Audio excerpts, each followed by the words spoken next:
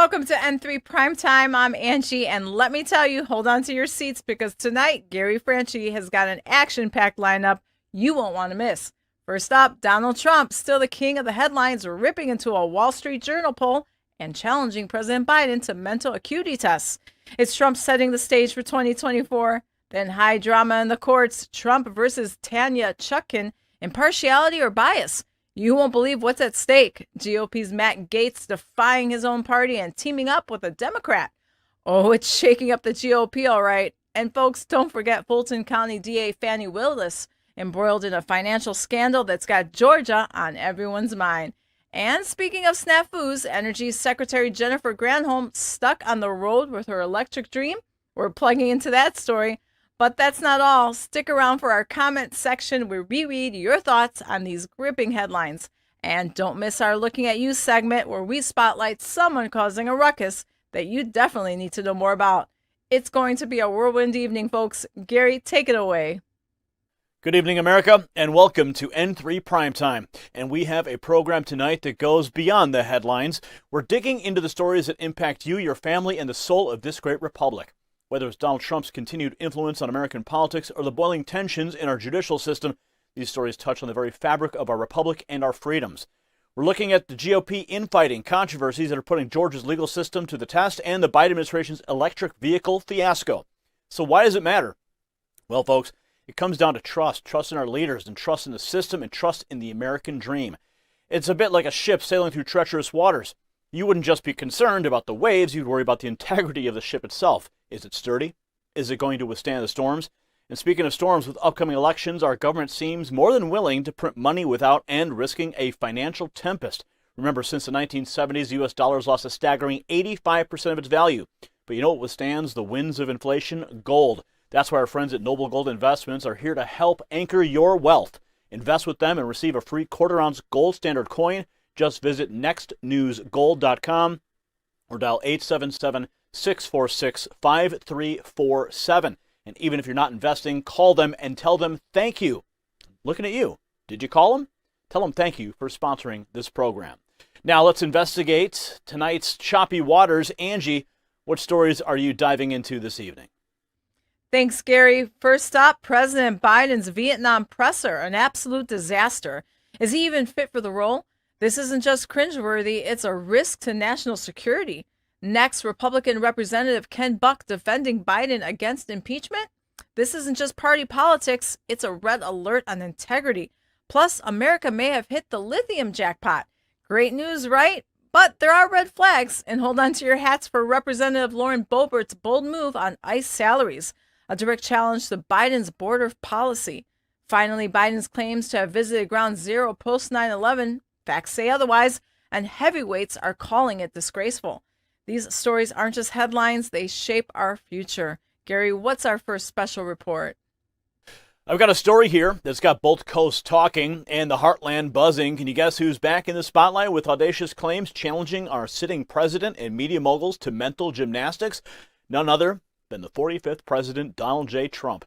His explosive remarks on Truth Social have left many reeling, while others are nodding in agreement. And tonight we're diving deep into what appears to be more than just fiery posts. Behind every line, there's strategy, confrontation, and classic Trump theatrics. And believe me, by the end of our special report, our final thought will leave you pondering about the political chessboard that is the U.S. 2024 elections. So tonight, my fellow Americans, we delve into one of the most audacious moves by the 45th president of our great nation, Donald J. Trump. His social media posts have garnered a mix of reactions ranging from sheer bewilderment to bursts of chuckles, and it's imperative we unpack this political phenomenon in depth. First, a bit of context. Donald Trump took to Truth Social, a platform that, of course, he owns and he's grown fond of after his contentious relationship with other mainstream platforms. It's there that he launched a salvo against what he labeled as a phony and probably rigged poll by the prestigious Wall Street Journal. Now, whether or not one agrees with his assessment, it's the manner in which he addressed this issue that has set the media ablaze.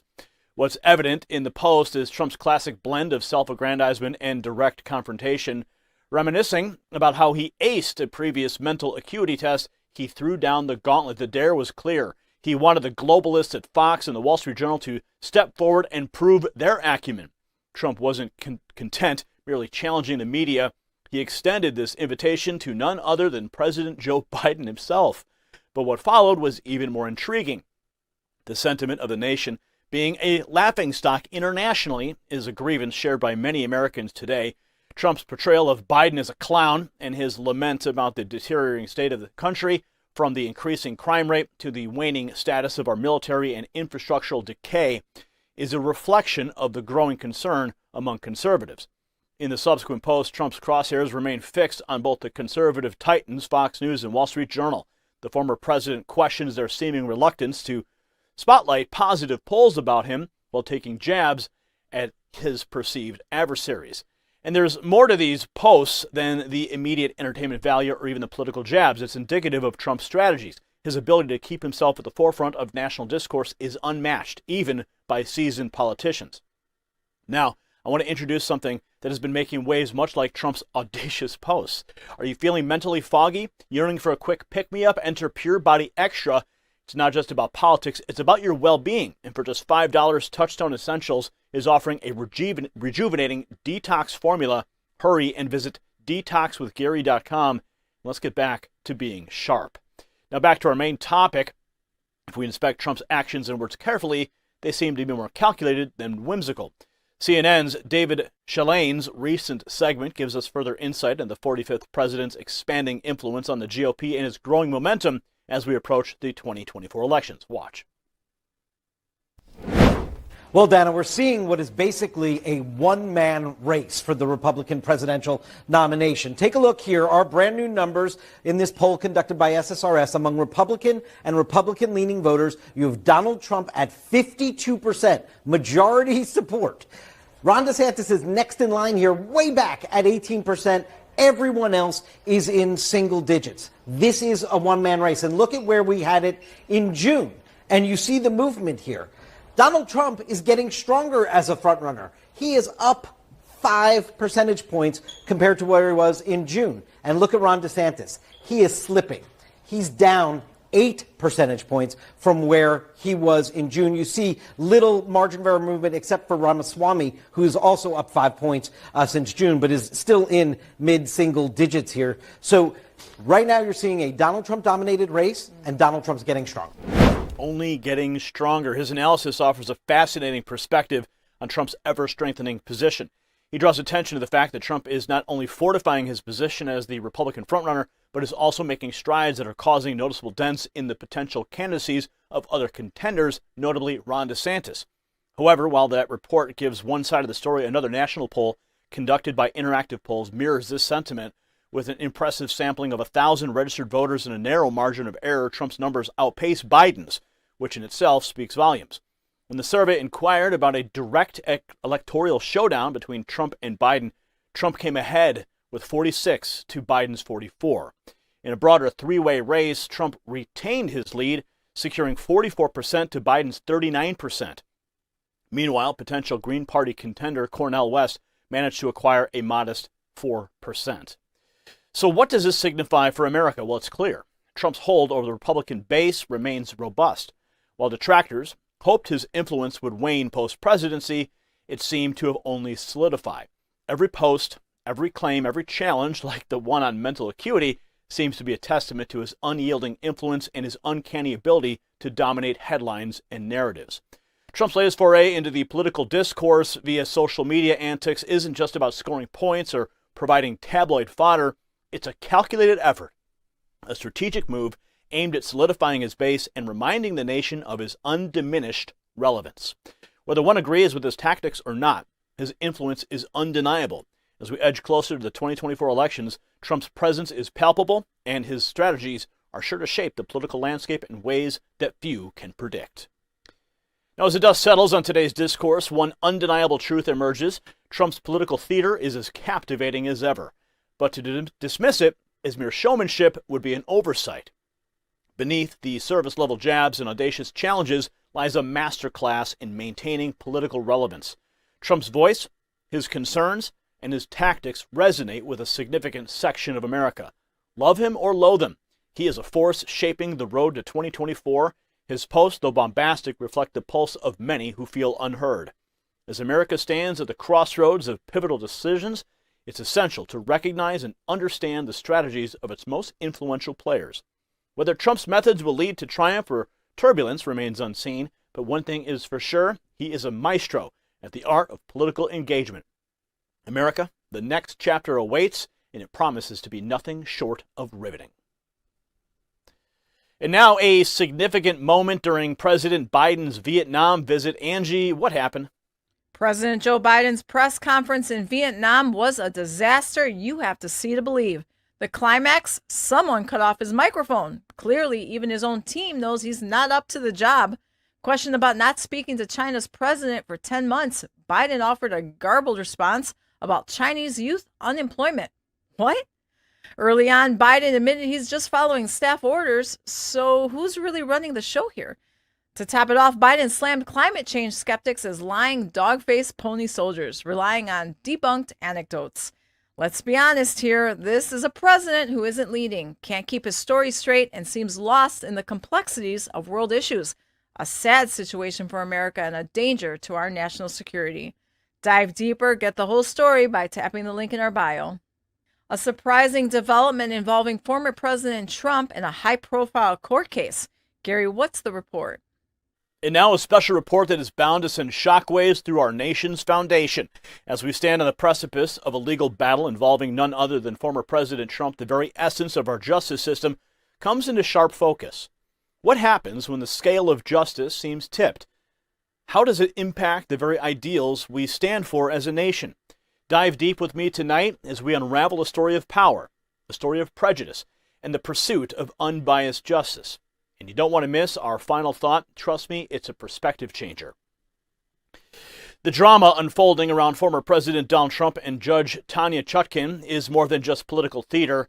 It's a litmus test for the impartiality and fairness of our courts. It's a battle that promises to be both contentious and revelatory. The heart of the matter rests in a bold motion filed by President Trump's team in the D.C. federal court on Monday. The move? A call for Judge Tanya Chutkan to step down from presiding over the case related to his challenging of the 2020 presidential election results. The justification? Evidence of biased statements made by the judge in previous January 6 cases that she oversaw. So let's dive deeper. The timeline and implications of this trial are particularly intriguing. The judge, notably an appointee from the Obama era, has earmarked March 4th, 2024 for the commencement of Trump's trial. At first glance, this date may seem like any other.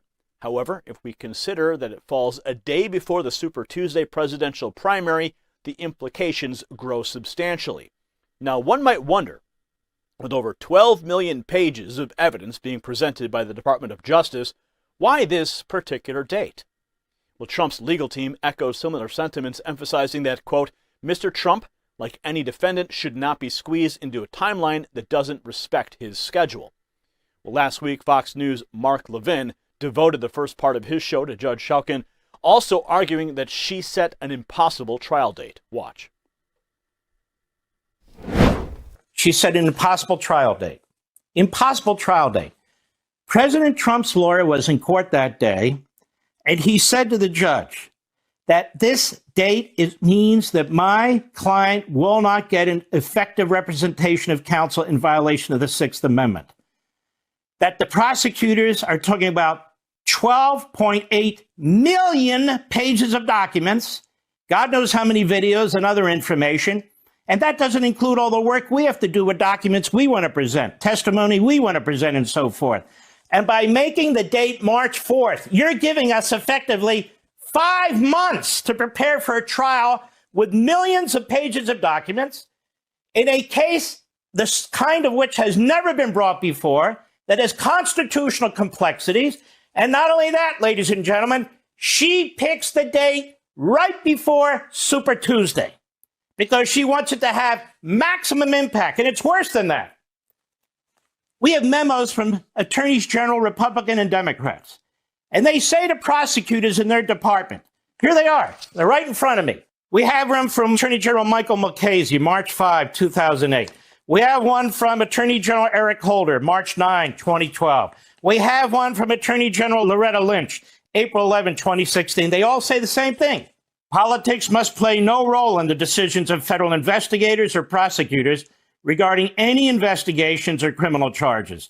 Law enforcement officers and prosecutors may never select the timing of investigative steps or criminal charges for the purpose of affecting any election or for the purpose of giving an advantage or disadvantage to any candidate or any political party. This is the official position and has been of the United States Department of Justice for decades.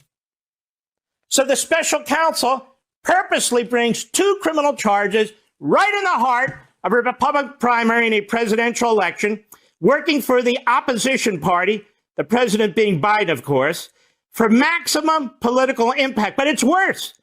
Judge Chutkan goes even further. She sets March 4th, the date specifically intended to cripple Donald Trump's campaign, by setting the beginning of the trial for the day before Super Tuesday, the most important primary day for Republicans on the calendar. Now, as we talk about trust and fairness, think back to the 70s when the U.S. dollar lost its anchor with gold. Its value plummeted, and it feels like we're in a similar situation with our justice system today. As the government can print unlimited money, risking inflation, we need something solid to rely on. Gold has always stood the test of time against inflation. Secure your assets with Noble Gold Investments, the dependable choice in uncertain times. And for a limited period, you'll receive a 24-karat quarter-ounce gold standard coin at no extra cost. Don't wait. Visit nextnewsgold.com or dial 877-646-5347. Secure your future, just as we hope for impartiality in our courts. Now, to better understand the gravity of the situation, let's look at some background.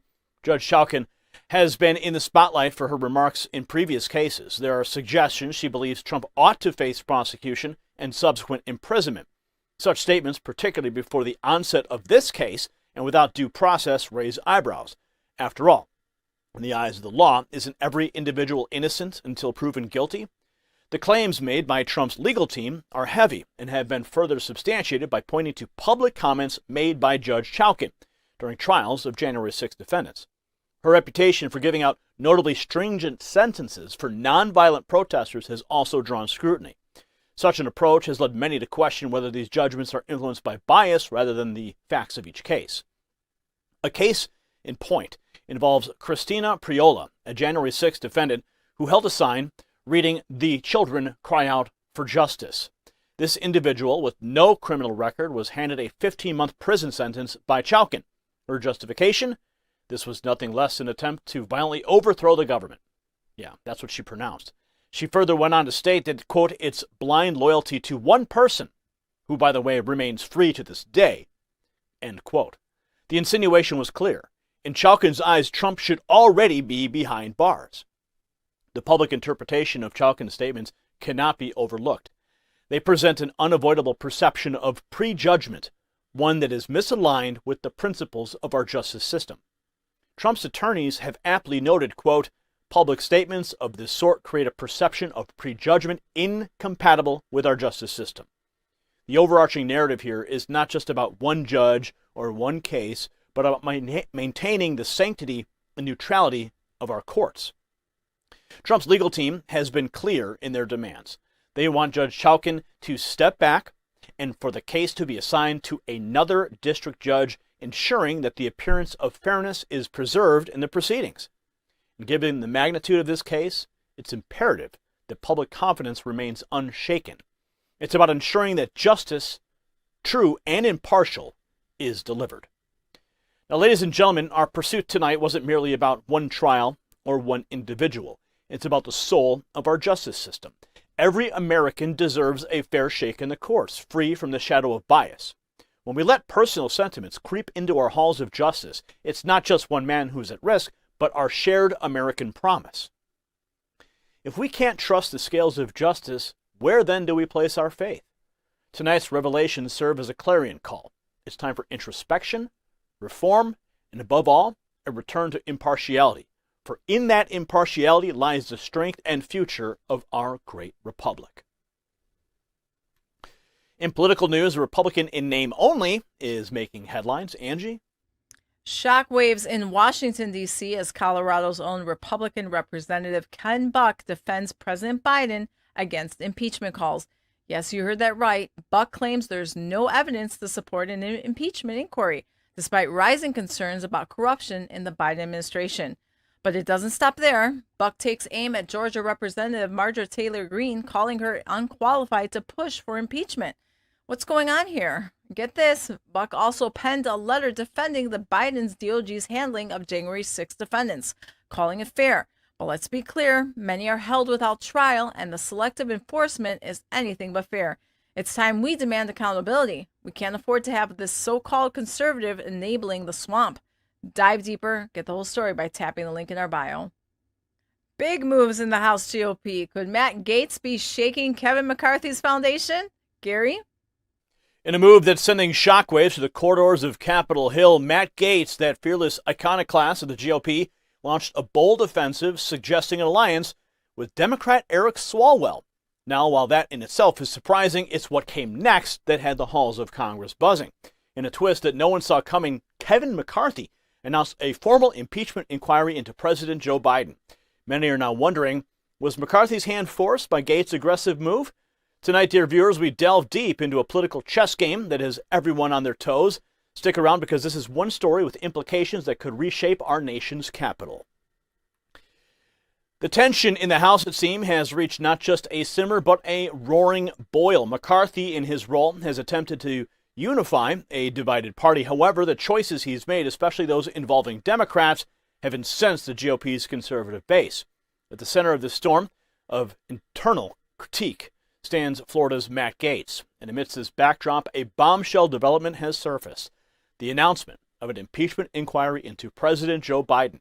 But to truly grasp the magnitude of this, let's see how the national networks are reporting it. Watch.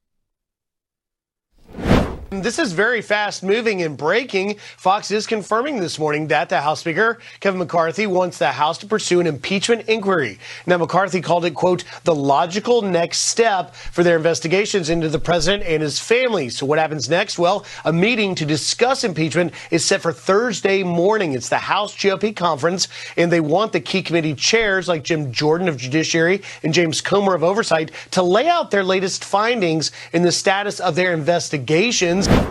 As the media weighs in on this seismic shift, it's clear that the internal dynamics within the House GOP are undergoing a major transformation. But first, let's put things into perspective. How did we get here?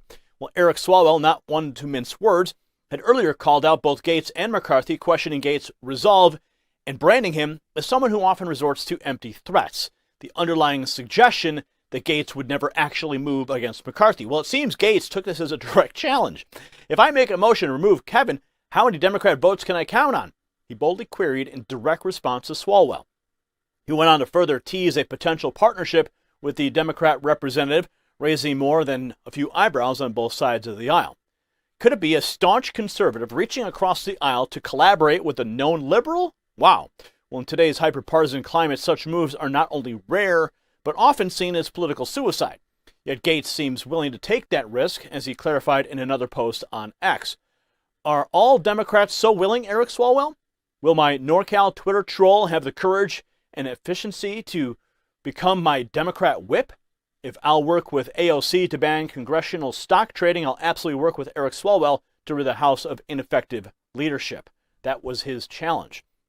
Now, McCarthy's leadership has been under intense scrutiny for some time now, from cutting deals with Democrats to avoid a national default to this seemingly indecisive stance on aid for Ukraine during their ongoing conflict with Russia. And let's not forget the refusal to release security tapes of the January 6th riots. Now, these actions have collectively drawn the ire of many within the party. And consider this, much like our health, the balance of leadership is essential for any political entity. And just as a body's weight can be detrimental to its health, so too can ineffective leadership be detrimental to the health of a party or nation. Remember when I mentioned the staggering 74% of U.S. adults being overweight?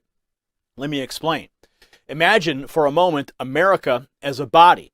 When almost 75% of that body or party, in our analogy, is overwhelmed or overweight with discontent or criticism, it can cripple its effectiveness, causing it to become obese with conflicts.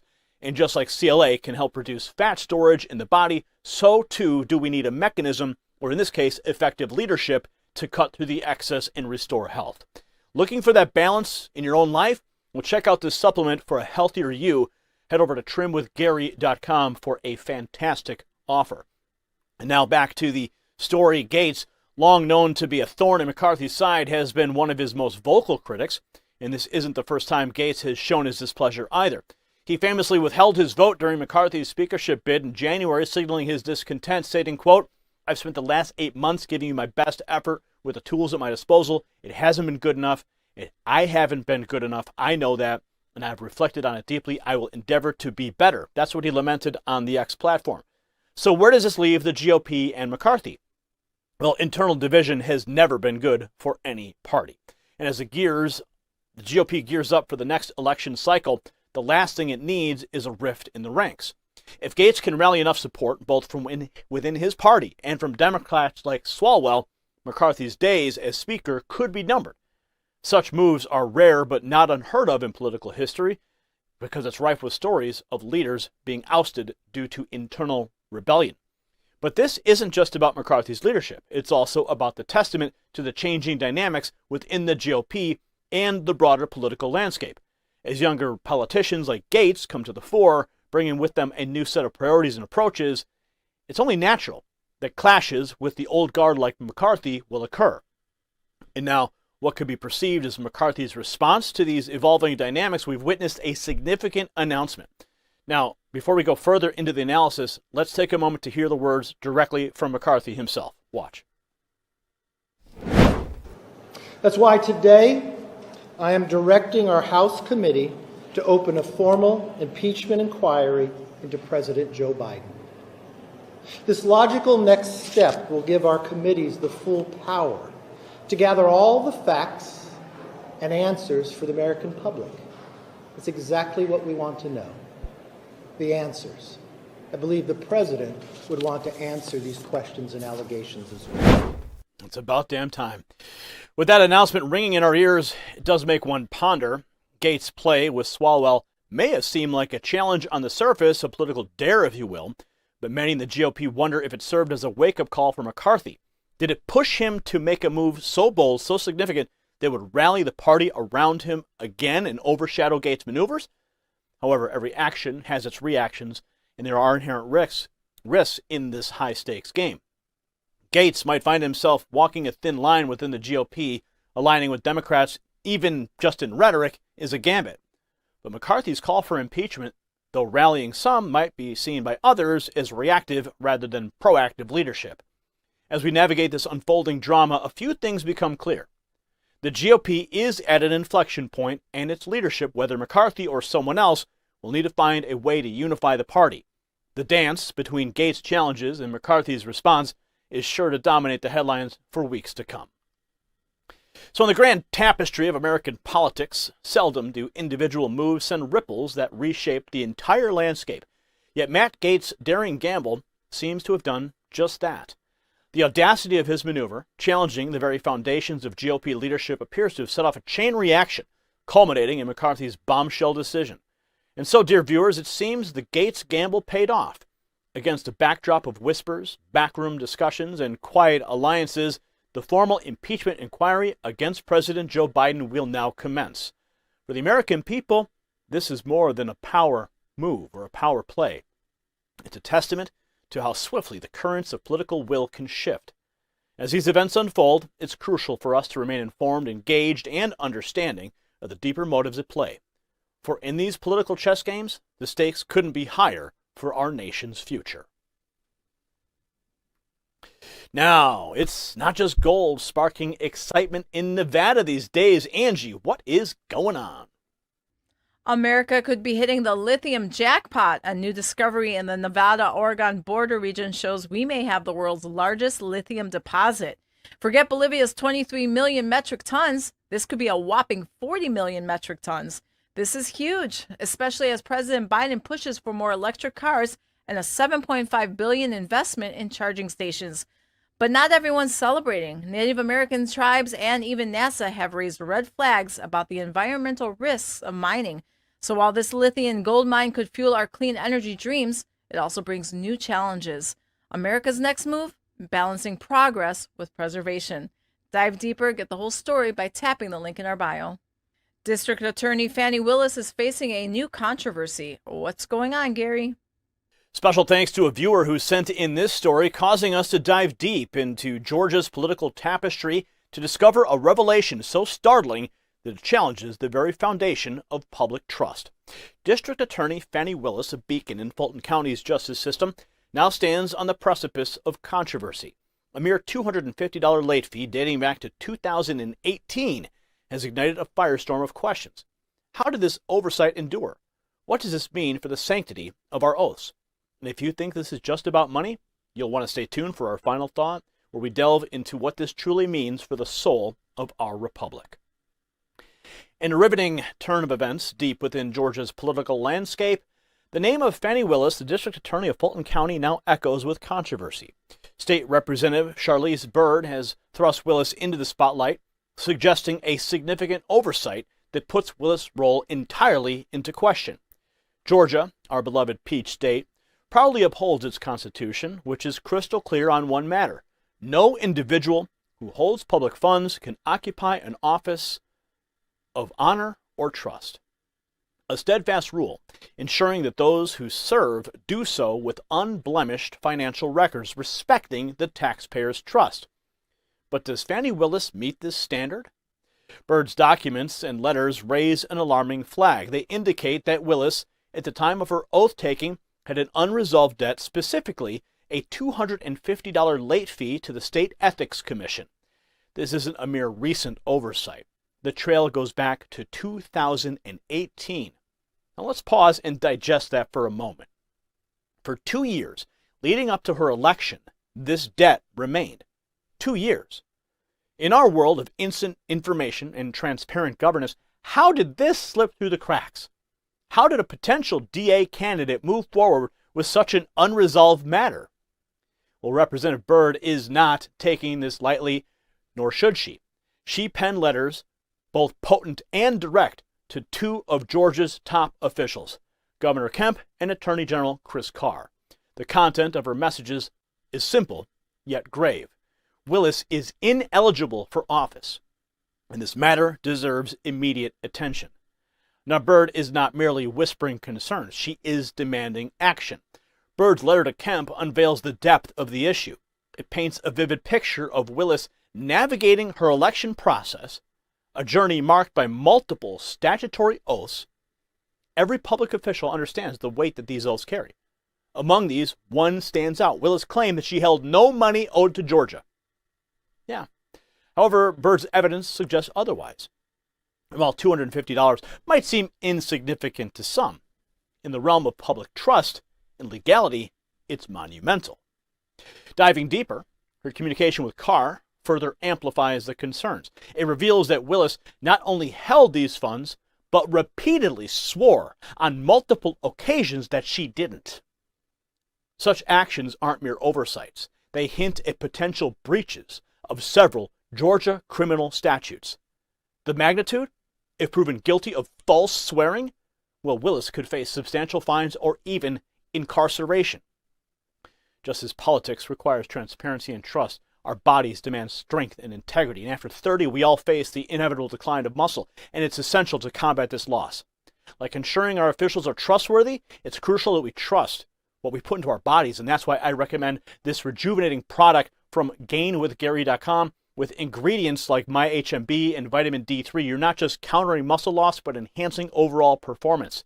Just as we seek the truth in our leaders, seek the best for your body. Act now for a stellar 41% off. Remember, it's about trust, both in governance and in health. Now, the Willis controversy doesn't stop there. Adding fuel to the fire, last week, another bombshell dropped. Reports emerged linking Willis to questionable monetary contributions. And not just any contributions, but funds from a multi-state illegal money laundering operation.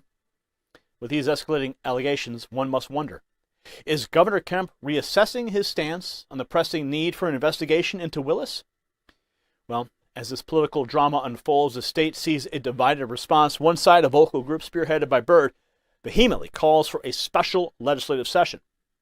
Their objective is resolute: to address Willis's actions, especially in the context of her charges against former President Donald Trump and 18 others concerning the 2020 Georgia election.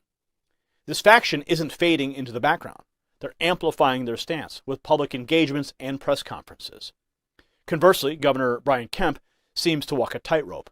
While Byrd and her associates push for decisive action, Kemp leans towards caution. He suggests that targeting Willis might disregard current Georgia law and potentially disrupt the sanctity of another governmental branch. In this unfolding drama, what's clear is this.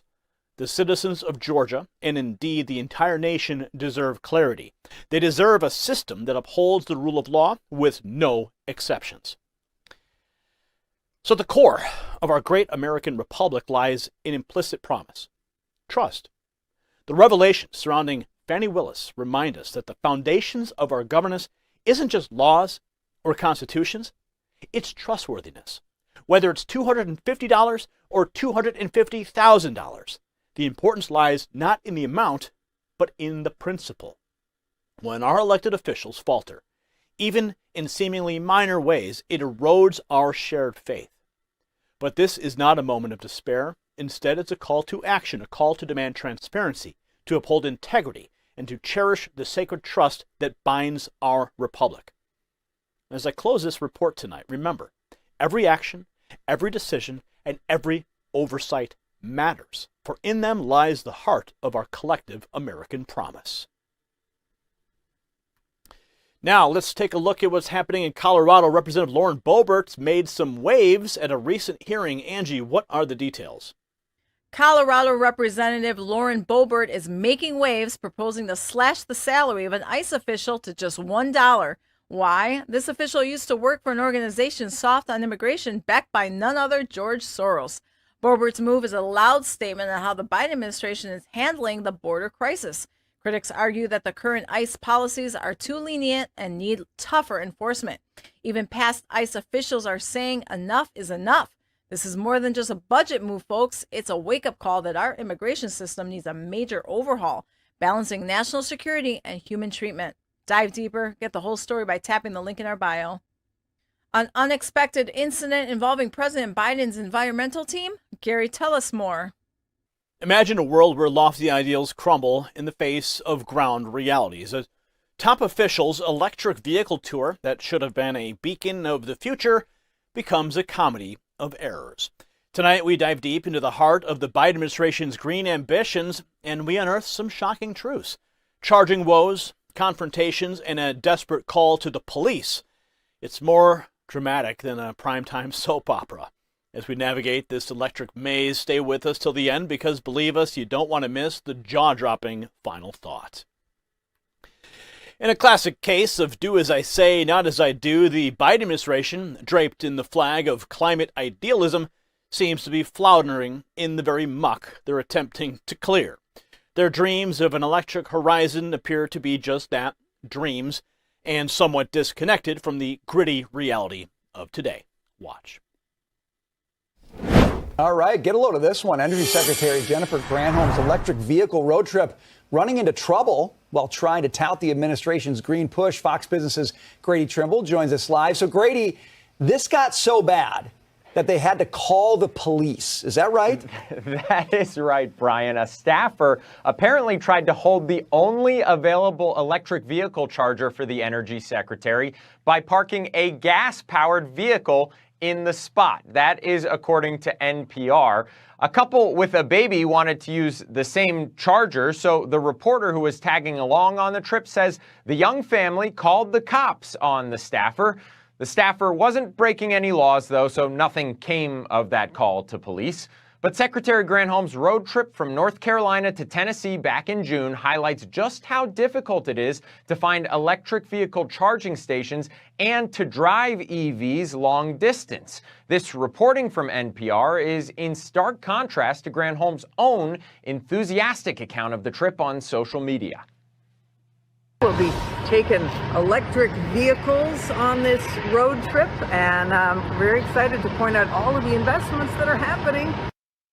Ford CEO Jim Farley also recently took a road trip in an F-150 Lightning. Not aware of any calls to the police, but we do know that he said he ran into some of the same challenges finding charging stations for the vehicle. As you guys know, the transition to EVs is a sticking point as the United Auto Workers Union prepares for a possible strike later this week. Guys? Thanks, Grady. Granholm's journey, which was supposed to epitomize the future of American travel, spiraled into a comedy of errors. Now let's pause and imagine for a moment a top government official, surrounded by a group of aides, finds herself at a crossroads, quite literally, in Augusta, Georgia. A charging station, the lifeline of her supposedly groundbreaking tour, becomes her Achilles heel. Now Augusta, known for its golf, but for Granholm, it wasn't the 18-hole course that was the problem. It was the single charging hole and its unavailability that threw a wrench into her plans. An almost Shakespearean twist, the electric future she so ardently peddled was stymied by a decidedly mundane issue, the lack of functioning chargers. But it gets better, or should we say worse. Granholm's team, in a move reminiscent of schoolyard tactics, used a gas-powered car to stake a claim on a charging spot. It's like a vegetarian blocking the salad bar with a beef burger. The optics, as you can imagine, were far from flattering. And the public, especially that distressed family with the baby, they weren't buying it. They did, however, buy into the idea of calling the police. Do you remember when electric vehicles were touted as the silent, clean future of transportation? Well, during Granholm's tour, the only thing silent was the administration's response to these fiascos. As for clean, well, the lines got pretty muddy in Georgia.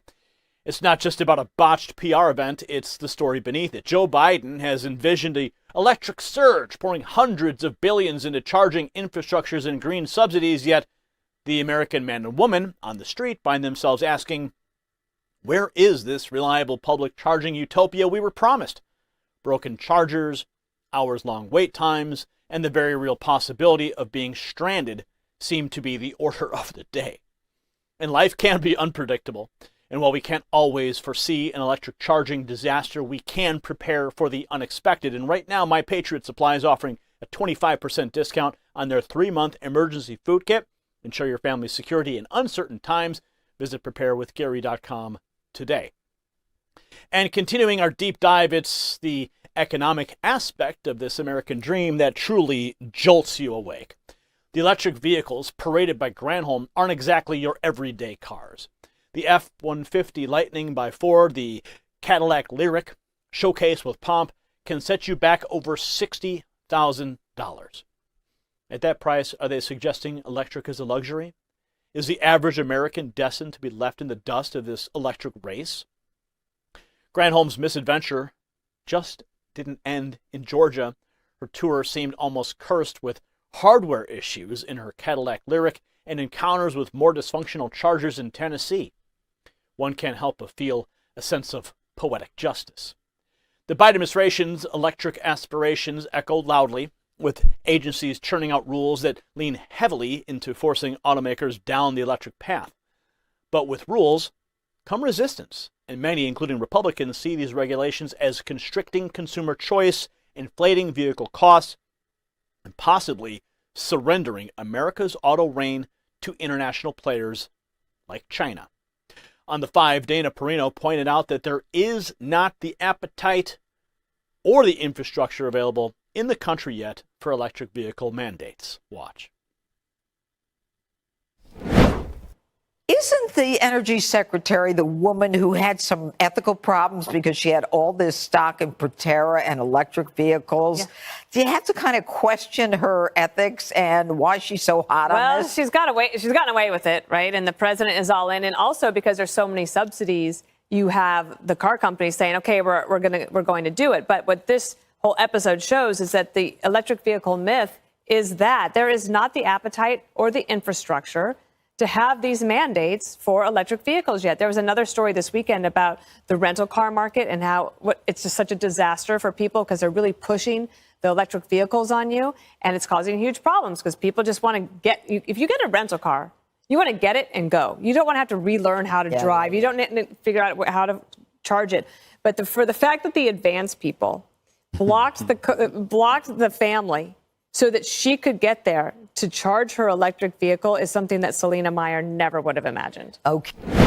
Unbelievable. Moreover, let's not forget the elephant in the room, climate change. While no one denies the importance of addressing genuine environmental concerns, the question remains, are these electric initiatives genuine solutions or merely a political veneer? The Granholm incident, when examined in isolation, might be dismissed as a mere hiccup, But seen in the broader light of the Biden administration's policy patterns and enforcement tactics, it hints at a disconcerting combination of naivete and hubris. A green future may be the goal, but the path there should be paved with realism, not just idealism. So America stands at a crossroads. On one side lies a green future filled with promises and ambitions, and on the other, the stark reality that challenges our every step. The Granholm episode isn't just a one-off event. It's a symptom of a deeper ailment. As we reflect on this electric fiasco, one question lingers. Is this the genuine path to a sustainable future, or just another detour of disillusionment? It's imperative that we, the American people, demand not just dreams, but realistic pathways that respect both our aspirations and our daily realities. Because it's not just about going green, it's about ensuring a future that truly works for all of us. Controversy surrounding President Biden's recent 9/11 remarks. Angie, what are the details there? President Joe Biden is facing fierce backlash for claiming he visited Ground Zero the day after 9/11. Conservative voices are calling foul. Former NYC Police Commissioner Bernard Kerik says it's an outright lie, and he's not alone. The Senate was in session that day, so where was Biden? In Washington, D.C., doing his job as a U.S. Senator. Commenters like Greg Price and Miranda Devine are adding their voices to the chorus of outrage, saying Biden is exploiting a national tragedy for personal gain. Even Senator Ted Cruz and former Governor Scott Walker are calling Biden a disgrace. Memories may fade, but facts don't. Dive deeper, get the whole story by tapping the link in our bio. That's all the news I have for tonight. Now back to Gary with your comments from the comments section.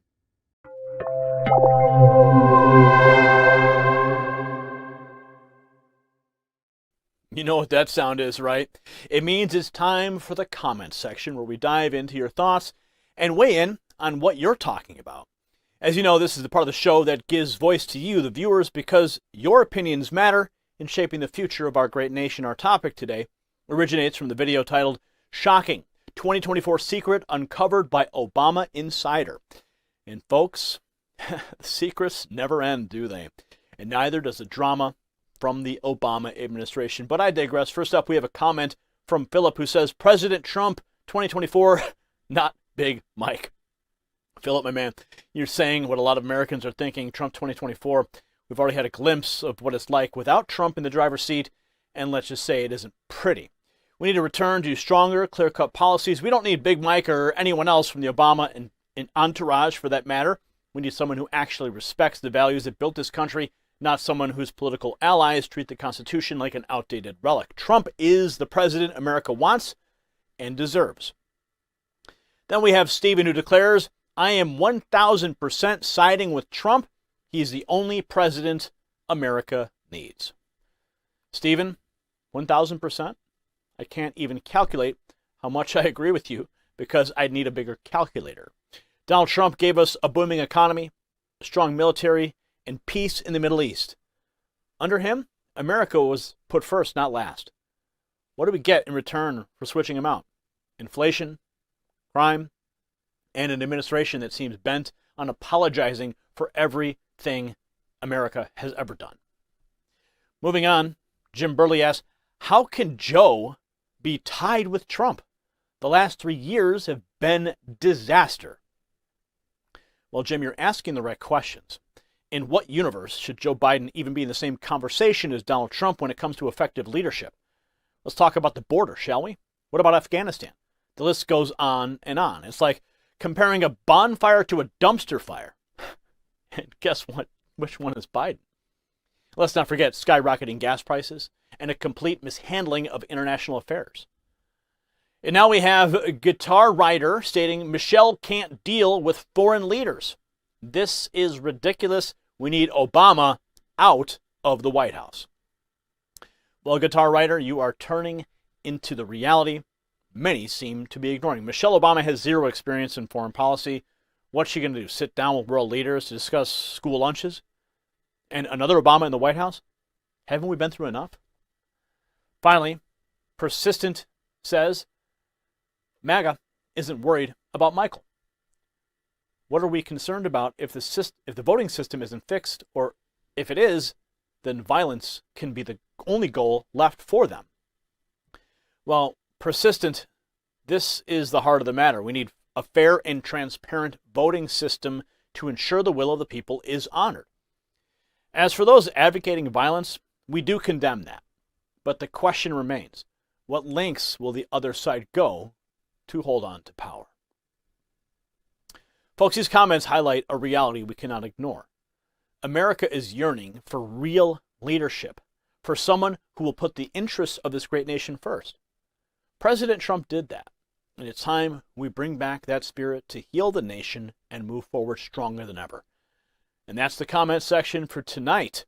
You're watching N3 Primetime, where the truth is never sidelined. And now let's jump into our next segment, see who we're looking at tonight.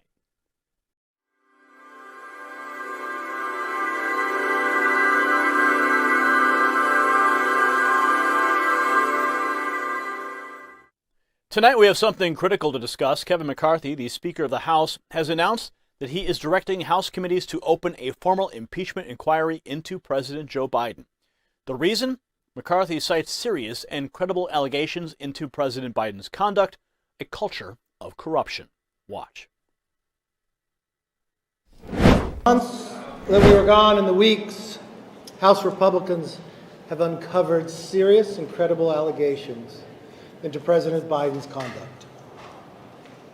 Taken together, these allegations paint a picture of a culture of corruption. Now, here's what we know so far. Through our investigations, we have found that President Biden did lie to the American people about his own knowledge of his family's foreign business dealings. Eyewitnesses have testified that the president joined on multiple phone calls and had multiple interactions. Dinners resulted in cars and millions of dollars into his son's and his son's business partners. We know that bank records show that nearly $20 million in payments were directed to the Biden family members and associates through various shell companies. The Treasury Department alone has more than 150 transactions involving the Biden family and other business associates that were flagged as suspicious activity by U.S. banks. Even a trusted FBI informant has alleged a bribe to the Biden family. Biden used his official office to coordinate with Hunter Biden's business partners about Hunter's role in Burisma, a Ukrainian energy company.